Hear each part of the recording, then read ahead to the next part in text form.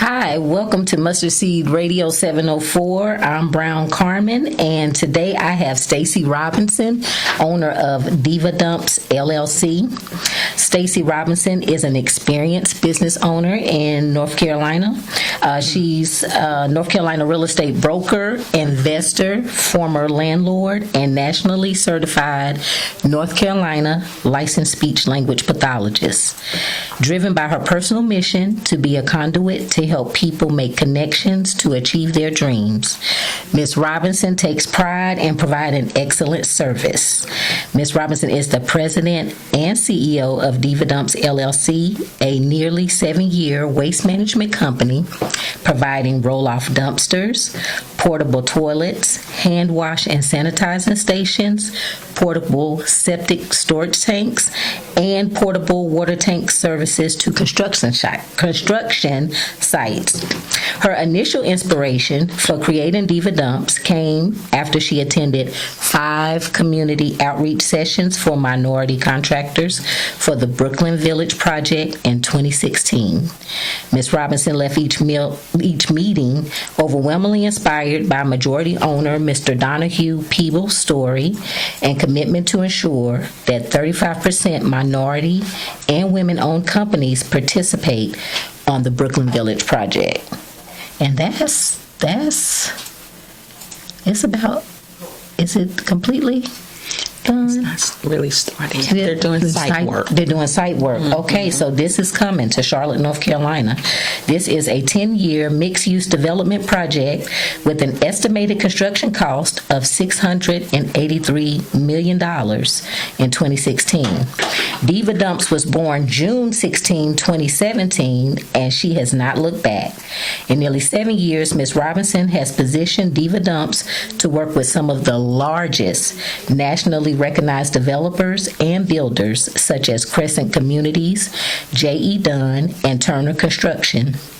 Ms. Robinson continues to hold her national certificate of clinical competence with the American Speech Language and Hearing Associations, as well as her North Carolina license in speech language pathology. In addition, she is also a licensed North Carolina real estate broker of over 20 years. Surprisingly, Ms. Robinson developed a firm enthusiasm for real estate after purchasing her first home at age 26. That's an accomplishment because yes, it was a surprise. Yes. Therefore, she entered the construction industry, and that was a natural fit for her.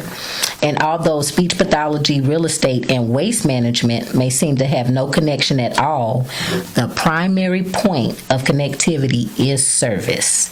To sum her up, Ms. Robinson is an entrepreneur, investor, real estate professional, speech language pathologist, visionary, and the epitome of a virtuous woman, and a very good friend and mentor to me in my journey in transportation in the logistics world. So welcome today to Mustard Seed Radio 704. I'm happy to and excited to have you here.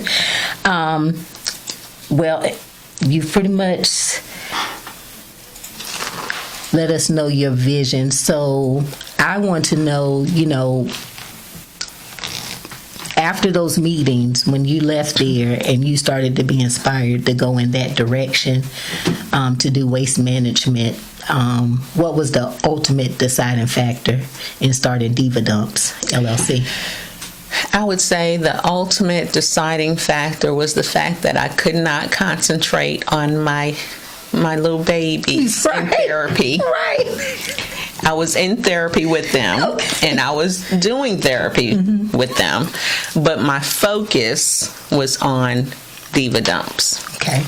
And that's essentially how I met Ms. Robinson. And my background is early childhood education, and she was a speech pathologist that came to help us with some of the children that needed help. So this is like a full circle moment. It is. Right, because it was like family. Every time I came to that center, I was coming home. Oh, yeah. I just loved you guys. Yes. Thank or you, ladies. Thank you. So walk us through a typical day. What does that look like for you? It varies. Okay. 6 o'clock in the morning, I am sending out text messages related to any pull and returns that we have for the roll-off side. I might be getting calls or requests for pull and returns, deliveries. So it starts like at 6 in the morning. And for those of us that don't know, explain when you say roll off. Okay. What are you referring to? The roll-off dumpster is the dumpster that you see on construction sites that are not attached to a truck. Okay. So that's the major difference between a dump truck and a roll-off truck. Okay. Dump truck has the container on the back of it. Okay. And it does not come off. It goes up and down, but it doesn't come off. Gotcha. And on the roll-off side, the container, you actually leave it on site. They fill it up. They call you and let you know it's time to pick it up.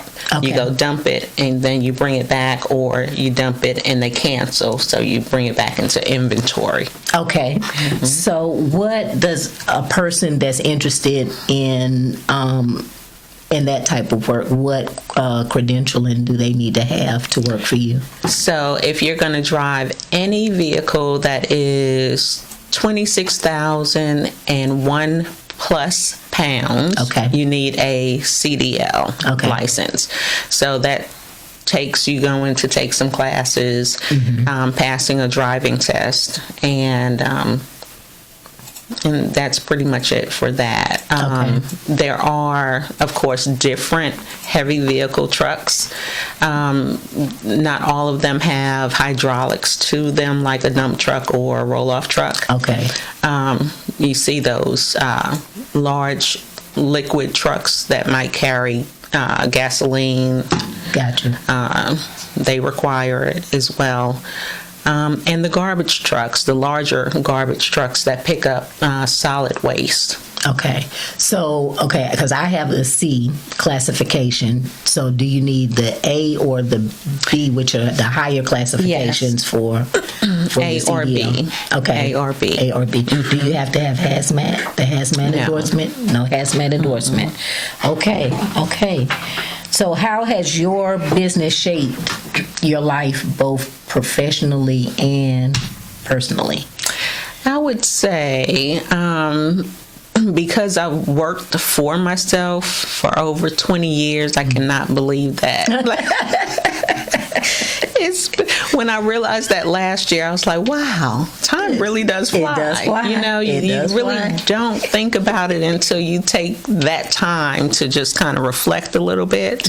But for me personally, although there have been struggles, trials, tribulation, because I went from speech therapy to something totally different that I knew absolutely nothing about, which was another driving force for me, because I did want to do something that was different. Yes. Speech I could do with my eyes closed, halfway asleep. You know, I still could get it done and help my babies communicate, because all of them were my babies. Yes. But with this, it was exciting because I did not know. I had no roots at all. Okay. In waste management. I looked and researched and tried to find somebody that looked like me, who could mentor me and help me, but that was not successful. Okay. So, personally, it has been inspiring, because I feel like I am living my destiny in a sense. I want to inspire people to think outside of the box and do things that they probably never thought that they would do. Yes. I stepped out on faith in 2003 when I went into my own private practice and had two partners at that time when you and I met. I was in a business partnership that dissolved after 3.5 years. But to to know that you're counting on yourself. Yes. You know. Yes. You know yourself better than anybody else. And so for me, it was always, if I'm going to work this hard, I need to be working for myself. Yes, that's true. I don't know if some people might say, that's a chip on the shoulder or what have you, but I truly felt that way. Mm-hmm. I never wanted to have a management position or supervisory type position someplace else. Okay. Because I think innately I always knew that I would work for myself. Work for yourself. Okay. So where do you see the vision of your work and the industry going from here? Are more women coming? This is a two-part question. Are more women coming into your sector? Because I did a show probably about 3 weeks ago about women in different sectors and transportation, and it was a low number. It was like 15%. But I was like, I see more women coming, so is the numbers correct, or? So that's what I was going to ask. Are the numbers really correct? I think there are a lot of women that are in logistics. Okay. We just don't hear about them. Okay. I had been asked to do an interview for the Charlotte Business Journal a couple years ago, and I did that not knowing that they would put me on the cover of it. Right, I remember that. I did not. I am very much a behind-the-scenes person. Mm-hmm. I don't like to be out front, but I feel like part of this assignment that I have been given from God is to do just that. Okay. Because a lot of times we don't grow unless we're uncomfortable. And that's true. Right? And that is true. And we have to put ourselves in positions that are uncomfortable. I'm still working on that. Right. So part of doing this interview is exactly that. Yes. It really is. Yes. It's exactly that, trying to, put myself out there just a little bit, but because I'm not on social media. She's not on social media, right? Right. Yeah, I am one of the rare few. No social media. So people, you can have success without social media. Yes. She made it to the front page of the Charlotte Business Journal. So you can have success without social media. Yes. Yes. So, and there's reasoning behind why I'm not on social media. I'm not running from the law. I just, we will be clear about that. I'm not running from anybody.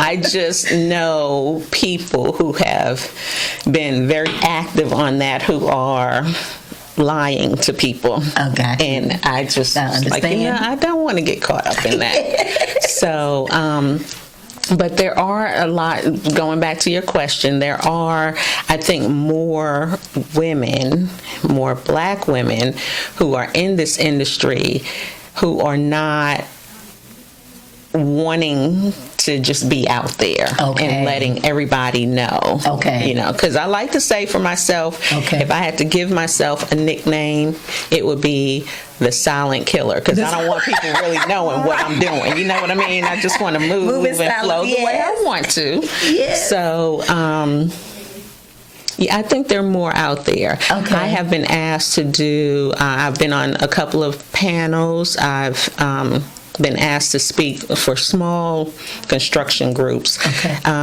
virtually, not knowing who's on the other side of that, really, who the participants are.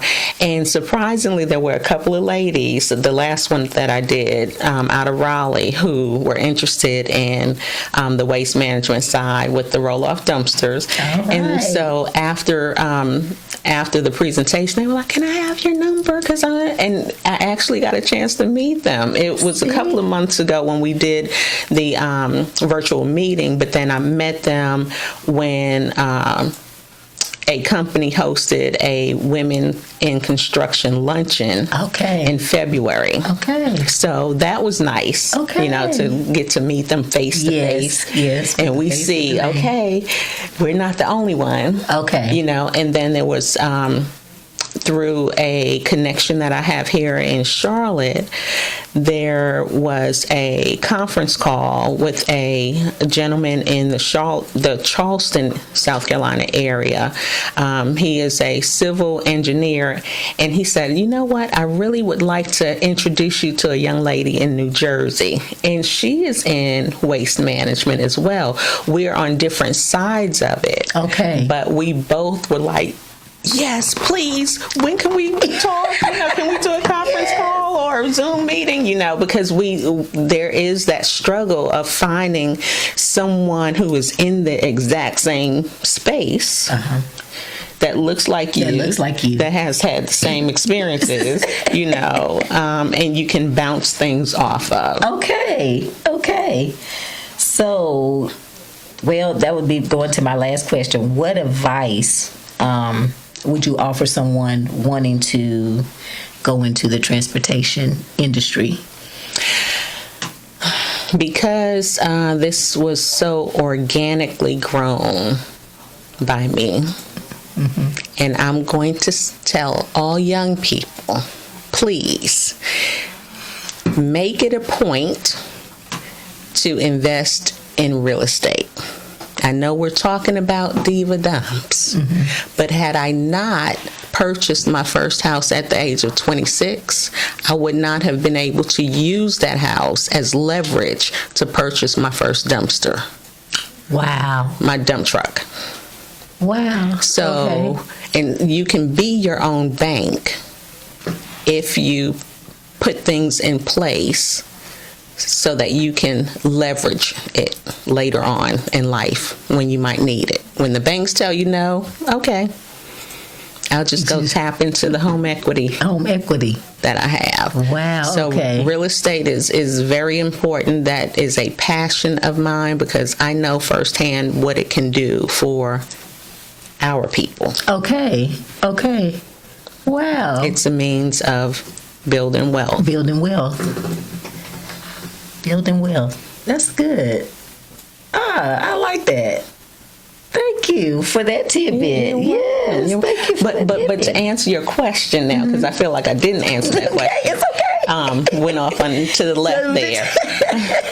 Real estate does that to me. But I would say to make sure that you have probably 2 to 3 times more capital than you thought you might need. I learned that. I'm learning that lesson. Yes. Because, when I started, I'm like, I'll be good because I'm going to make this. And, no, I needed that. I needed that extra to get me through those low points of trying to build my business.